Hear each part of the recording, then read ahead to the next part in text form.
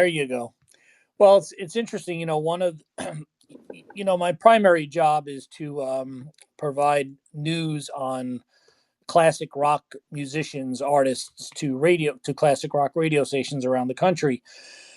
And every year, there a lot of musicians are sports fans, and one of the biggest when it comes to baseball is Getty Lee from the band Rush. So I'm But he's a Blue Jays fan. well, he is, but he is a diehard baseball fan. I mean, this guy lives and dies by box scores, and he's really into it. Full, just like you guys are. Knows every little, knows the players, knows who's doing what. Really follows it, and so I'm hoping to speak to him in the next week or so to get his take on, what's how he sees the season playing out. And Toronto, they're not a bad team. I mean, yes, that's who he roots for. Matter of fact, until they reconfigured the Rogers Center, I think this is now the second year of the new reconfiguration.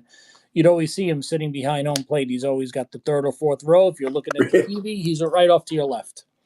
Yeah, sits in the same seat Mary Hart sits in for the.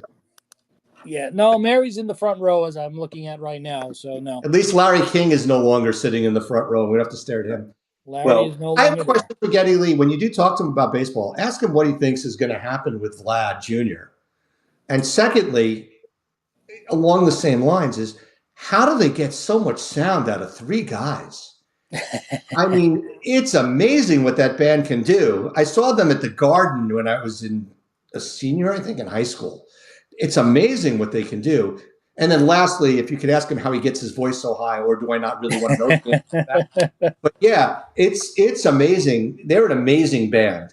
Amazing band. Yeah, well, starting with Guerrero, I spoke to him last year during the season, and he firmly said there was no way they were going to trade him, knowing that he'd be going into his free agent year last year.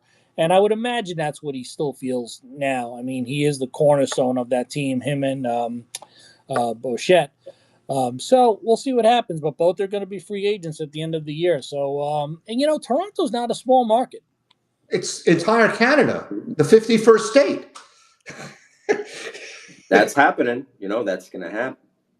I'm telling you, what's the name of the movie where the United States goes to war with Canada? What is that? There's a movie.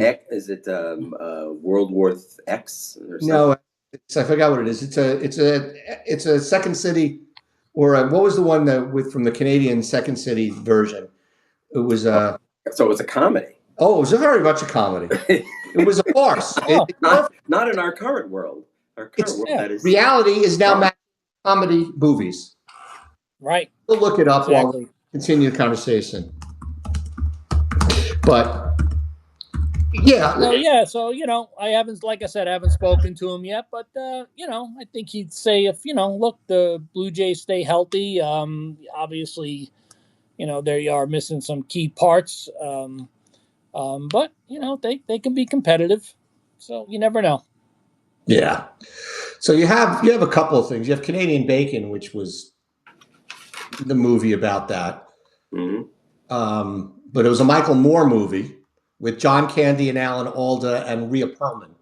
That's the movie I'm thinking of, just so you know. So we were at war with Canada. It was called Canadian Bacon. But